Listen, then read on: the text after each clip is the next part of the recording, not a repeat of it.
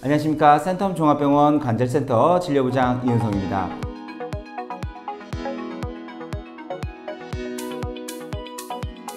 오늘의 주제, 키성장의 모든 것입니다.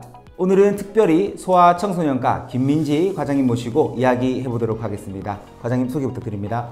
안녕하세요. 저는 센텀 종합병원 소아청소년과 김민지입니다.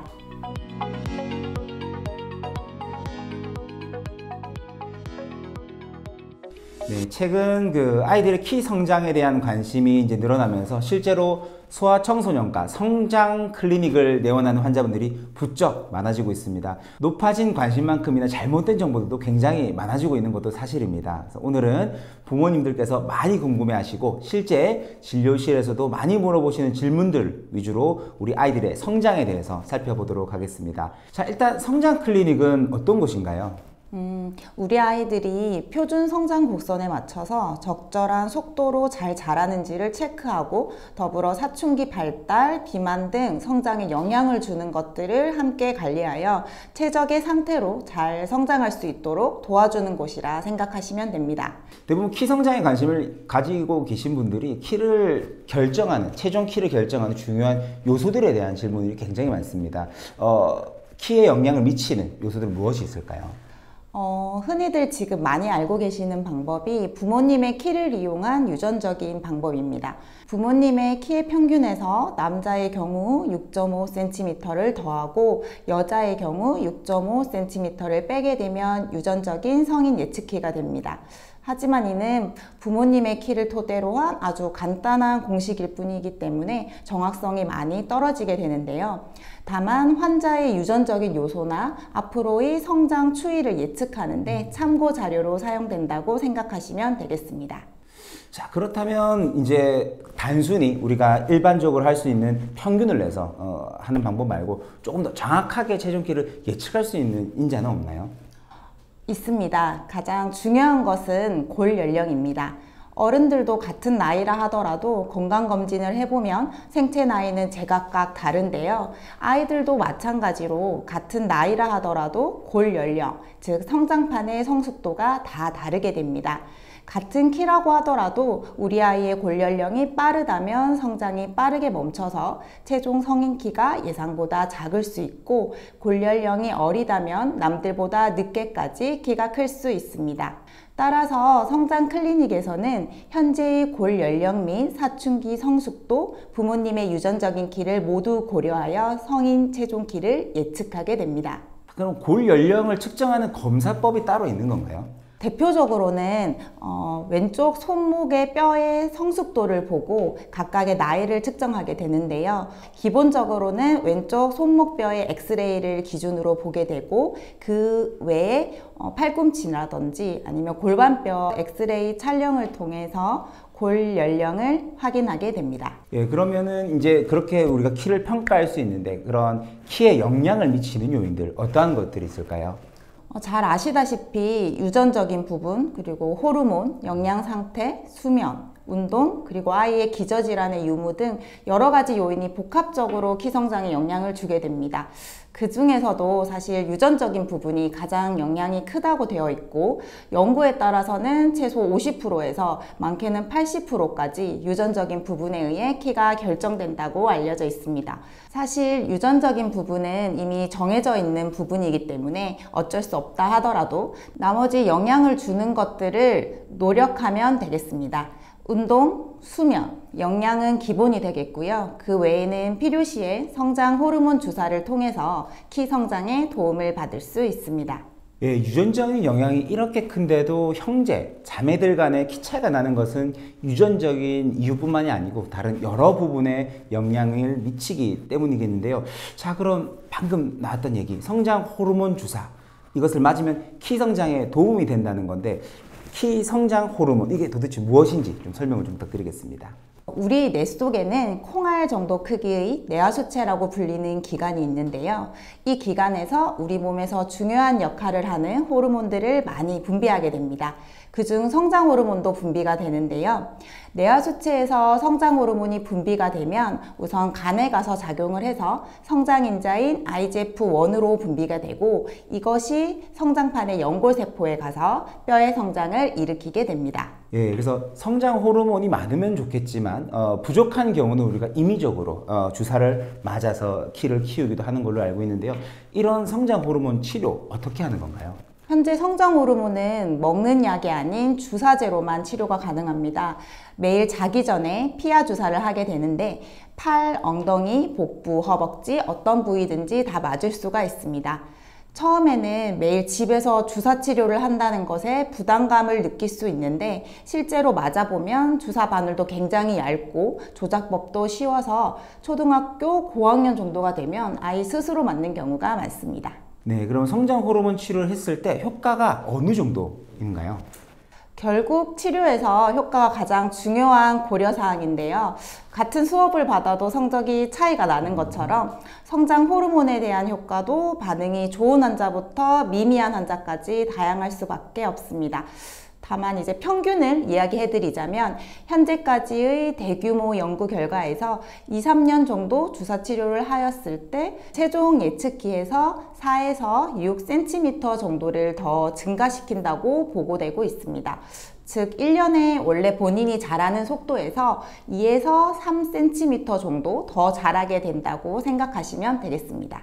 네, 이렇게 키도 잘 자라고 하는 성장 호르몬 치료, 보호자분들 입장에서는 부작용이 걱정이 될 것 같거든요. 이 치료 안전한가요? 아무래도 호르몬 치료이기 때문에 부작용에 대해서 많이들 걱정을 하십니다. 성장 호르몬 치료는 지난 40년 동안 전 세계적으로 많이 사용되었고, 더불어 부작용에 대한 연구도 활발히 진행되고 있습니다. 결론을 말씀드리자면 특별한 질환이 없는 건강한 소아에서 사용하였을 때 치명적인 부작용으로 알려진 사례는 거의 없었습니다. 다만 혈당, 갑상선 기능 등에 영향을 줄 수 있기 때문에 정기적인 혈액 검사를 통해 모니터링이 필요합니다. 예, 1년에 이제 2cm 정도 자란다고 하셨는데, 그러면은 빠르면 빠를수록 좋을 것 같거든요. 시종키가 더 커지니까. 가장 적절한 치료 조기는 언제가 될까요? 말씀하신 것처럼 성장 호르몬 치료는 사실 어리면 어릴수록 효과가 좋습니다. 왜냐하면 결국 성장판이 많이 열려 있을수록 성장 호르몬 치료를 했을 때 클 수 있는 키의 폭이 넓기 때문입니다. 따라서 의학적으로 성장 호르몬 치료가 반드시 필요한 성장 호르몬 결핍증이나 터너 누난 증후군과 같은 유전적 질환, 그리고 따라잡기 성장이 되지 않은 부당 경량아일 경우에는 진단 즉시 바로 치료를 시작하실 것을 권해드립니다. 하지만 말씀드린 질병적인 저신장이 아니라 우리 아이가 현재의 키가 아쉬워서 추가적인 키 성장이 목적인 경우에는 아이가 어느 정도 주사에 대한 스트레스를 감내할 수 있고 자연적인 키 성장을 위한 노력을 충분히 해본 이후에 주사를 맞는 것을 권해드립니다. 저의 경우에는 초등학교 입학 전후 혹은 사춘기가 시작되기 전인 초등학교 3, 4학년 전에 성장 호르몬 치료를 시작할 것을 권해드리고 있습니다. 네, 우리가 대체적으로 생각하는 많이 크는 시기는 중학교 시기인데요. 실제로 성장 호르몬 치료 시기는 그보다 많이 빠르다는 생각이 듭니다. 초등학교 입학 전후 초등학교 3학년, 4학년이 키 성장 치료의 골든타임이라는 점 다시 한번 확인해 주시면 좋을 것 같습니다. 자, 그럼 부작용 없이 치료하기 위해서는 우리가 어떻게 해야 될까요? 앞서 말씀드린 것처럼 정기적인 혈액 검사와 사춘기 진행 상황, 그리고 골연령 체크가 반드시 필요합니다. 적절한 성장 속도와 호르몬 치료의 부작용 여부를 확인해야 되기 때문에 성장 호르몬 치료 경험이 많은 전문의에게 진료받는 것을 추천해 드립니다. 제가 이제 스포츠학 전문이다 보니까 초등학교, 중학교, 고등학교 선수들을 많이 이제 만나게 됩니다. 그러면 그 친구들은 단순히 이제 정상인이지만 키가 크고 싶기 때문에 성장 호르몬에 대한 관심들이 되게 많거든요.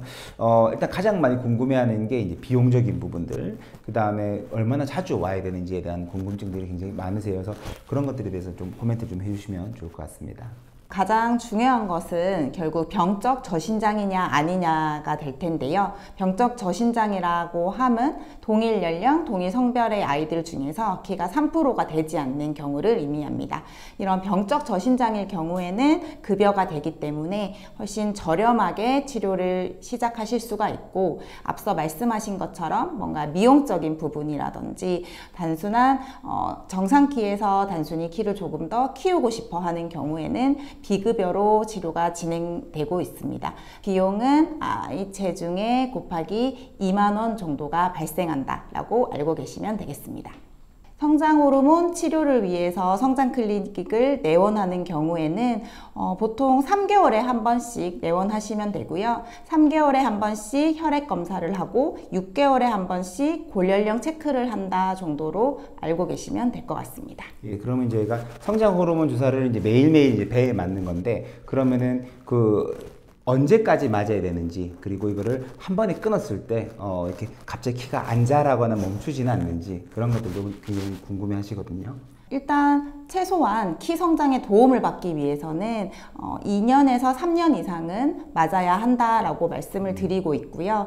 대략적으로 여자의 경우에는 골연령 만 14세 정도, 남자의 경우에는 만 16세가 되면 어느 정도 성장을 마무리하는 시점이기 때문에 그 정도까지는 사용을 하게 되고, 그 이후에는 성장판 자체가 거의 닫히기 때문에 사용을 중단한다라고 알고 계시면 될 것 같습니다. 성장 호르몬 자체는 서서히 줄여가는 테이퍼링은 필요가 없고요. 중단을 하게 되면 끊게 됩니다. 좀 많은 부모님들이 혹시 성장 호르몬을 끊게 되면은 성장이 멈추는 것이 아닌가라고 걱정하시긴 하는데, 원래 본인이 분비하는 성장 호르몬 분비 자체는 정상적으로 분비가 되기 때문에 키 성장이 성장 호르몬을 끊는다고 해서 바로 멈추는 것은 아니다라고 생각하시면 될 것 같습니다. 네, 병원을 다니는 것도 중요하지만 가정에서 해야 되는 역할도 상당히 중요할 것으로 생각되는데요. 키 크기 위해서 저희 부모님들이 무엇을 좀 해주면 좋을까요? 우리 몸에서 정상적으로 분비되는 성장 호르몬을 증가시키려는 노력이 필요합니다. 성장 호르몬은 이렇게 파도와 같이 파동성으로 분비가 되는데, 운동과 깊은 수면 시에 분비가 증가되는 것으로 알려져 있습니다. 또한 스트레스 호르몬이나 비만의 경우에는 반대로 성장 호르몬 분비를 억제시키게 됩니다. 따라서 균형 잡힌 식단, 적절한 운동, 질 좋은 수면과 함께 적정 체중을 유지하면서 스트레스 조절을 하게 된다면 성장 호르몬 분비를 상승시킬 수 있습니다. 예, 예전에 이제 키 크려고 우유를 많이 먹고 그런 친구들이 많았었거든요. 성장에 도움이 되는 음식 따로 있을까요? 많이들 질문을 하시는데, 사실 성장에 특별히 도움이 되는 음식이 따로 있지는 않습니다. 질 좋은 단백질을 포함한 균형 잡힌 식단이라면 무엇이든 성장에는 도움이 될 수 있습니다. 마지막으로 키 성장에 대해서 관심을 가지고 성장 호르몬에 관심을 가지고 계신 부모님들에게 한 말씀 좀 해주신다면 어떤 말씀을 좀 해주실까요? 아마 이 영상을 보시는 분들은 자녀의 키 성장에 관심이 많고 실제로 얼마나 자랄지 궁금해 하시는 분들일 텐데요. 막연히 뒤늦게 크겠지 하고 미루거나 고민만 하다가 우리 아이의 성장 골든타임을 놓치지 마시고, 초등학교 입학 전후 그리고 사춘기가 시작되기 전인 초등학교 3, 4학년 정도에는 성장 클리닉에 내원하셔서 실제 우리 아이의 골연령이 어느 정도인지, 성장에 방해받고 있는 요인이 없는지 체크를 한번 해보시길 바랍니다. 키 성장은 적절한 시기에 치료를 한다면 충분한 도움을 받을 수 있습니다. 자, 오늘 키 성장에 대해서 알아보았습니다. 오늘 내용 도움 되셨습니까? 추가로 궁금한 사항이 있으시면 센텀 종합병원 홈페이지 의료상담 게시판에 글 올려주시거나 댓글로 남겨주시면 친절히 답변 드리도록 하겠습니다. 언제나 여러분의 건강을 책임지는 센텀 종합병원이었습니다. 감사합니다.